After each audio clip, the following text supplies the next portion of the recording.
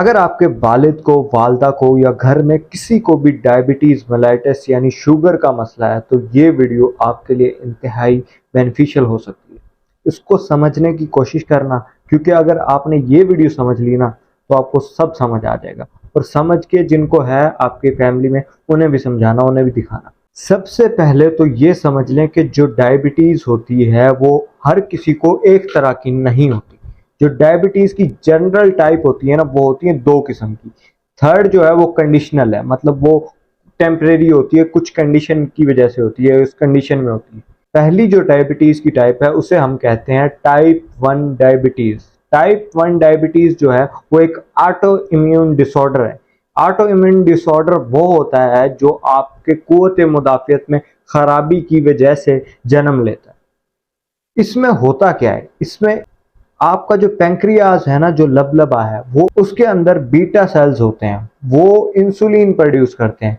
Insulin जैसे ही आप कोई खाना खाते हैं ना, शुगर सिर्फ खाने से नहीं बढ़ती, कोई भी कार्बोहाइड्रेट्स कुछ भी आप लेंगे, जैसे रोटी भी अगर आप खाएंगे ना तो वो ग्लूकोज में कन्वर्ट होगी। ग्लूकोज जैसे स्पाइक करेगा तो पैंक्रियाज जो है इंसुलिन रिलीज करेगा बॉडी में, तो जिसकी वजह से जो ग्लूकोज का स्पाइक है वो कम होगा। तो टाइप 1 डायबिटीज में जो पैंक्रियाज के अंदर बीटा सेल होते हैं वो इंसुलिन बनाते ही नहीं है। मतलब ये है कि उसकी शुगर बिना इंसुलिन के कंट्रोल हो नहीं सकती जब तक वो बाहर से ना ले।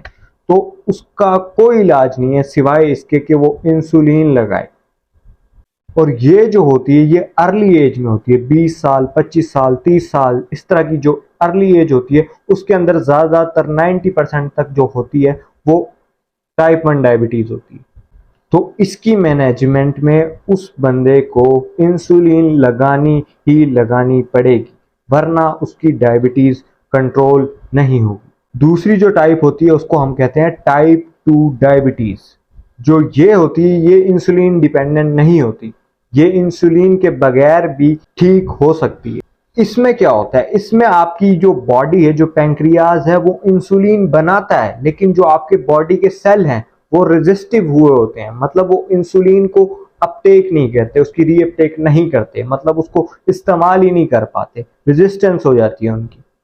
जो टैबलेट्स दी जाती हैं डायबिटीज़ के लिए वो लेनी ज़रूरी होती हैं। टैबलेट जो डॉक्टर आपको देता है वो क्या करती हैं, वो ये करती है कि वो जो ग्लूकोज आपकी बॉडी में बन रहा है उसको या तो किडनी के ज़रिए एक्सक्रीट करा देती है, या उसको इंटेस्टाइन में ऑब्जॉर्ब नहीं होने देती, या फिर जो मोस्ट इंपॉर्टेंट उसका काम है वो ये करती है कि जो आपके सेल रेजिस्टिव हुए हैं उनको ठीक करती हैं, और उनको थप्पड़ छप्पड़ मार के कहती हैं भाई अपना काम कर सही से, क्यों नखरे कर रहा है।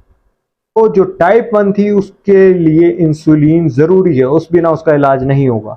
जो टाइप 2 है वो नॉन इंसुलिन डिपेंडेंट है, उसका इलाज आराम से डायबिटीज की जो गोली हैं, जो टैबलेट्स हैं, उनसे हो सकता है। और ये जो है ये लेस लिथल है। जो टाइप 1 है वो ज्यादा खतरनाक है, वो प्रोलॉन्ग्ड है, उसका इलाज नहीं है। टाइप 2 जो है ये रिवर्सल है, मतलब अगर डाइट आप अपनी अच्छी रखो, ओबेसिटी कंट्रोल करो और अपनी टैबलेट्स वगैरह टाइम पे लो, तो टाइप 2 डायबिटीज जो है वो रिवर्सल की तरफ चली जाती है। ये लेट एजेस में ज्यादा होती है, जैसे 40, 45, 50, 55, ये लेट एजेस में जो ज्यादातर होती है ना, ये होती है टाइप 2 डायबिटीज। इसमें जो मोस्ट इंपॉर्टेंट बात है ना वो ये है कि टाइप 1 डायबिटीज वाला ये नहीं कह सकता कि मैं गोलियां लूंगा, और टाइप 2 वाला कहते हैं कि नहीं यार इंसुलिन लगा दो, कौन गोली ले। भाई आपकी नहीं चलेगी इसमें। टाइप 1 वाले को इंसुलिन लगानी पड़ेगी, उस बिना उसका डायबिटीज उसकी कंट्रोल नहीं हो सकती। और टाइप 2 वाला जो है उसको ओरल हाइपोग्लाइसेमिक एजेंट, जो डायबिटीज की टैबलेट है, वो लेनी पड़ेंगी, उस बिना उसको कोई फायदा नहीं होगा। इंसुलिन इसकी बॉडी पहले प्रोड्यूस कर रही है, उसको इंसुलिन लगाने की जरूरत नहीं है। और तीसरी जो टाइप होती है वो कंडीशनल होती है, जिसे हम कहते हैं गेस्टेशनल डायबिटीज, जो प्रेगनेंसी के दौरान होती है। तो प्रेगनेंसी के दौरान जो है 24 से 28 वीक के दरमियान जो है ना ये स्पाइक करती है ग्लूकोज लेवल, गेस्टेशनल डायबिटीज जिसे कहा जाता है। फीमेल की बॉडी में ना दो मेन हार्मोन होते हैं जो उनकी मेंस्ट्रुअल साइकिल को पूरा रेगुलेट करते हैं, एस्ट्रोजन और प्रोजेस्टेरोन। जैसे ही इनकी फ्लक्चुएशन होती है ना, जैसे प्रेगनेंसी में, मेनोपॉज में या पीरियड के दौरान इनकी फ्लक्चुएशन होती है, जैसे इनकी फ्लक्चुएशन होती है ना तो उनकी बॉडी की जो नॉर्मल फिजियोलॉजी है ना वो डिस्टर्ब होती है। तो 24 से लेकर 28 वीक जो होता है प्रेगनेंसी का, उसके दरमियान जो एस्ट्रोजन और प्रोजेस्टेरॉन लेवल है बॉडी में वो फीमेल का बढ़ जाता है, जिसकी वजह से जो ग्लूकोज है वो बहुत ज्यादा बढ़ जाता है।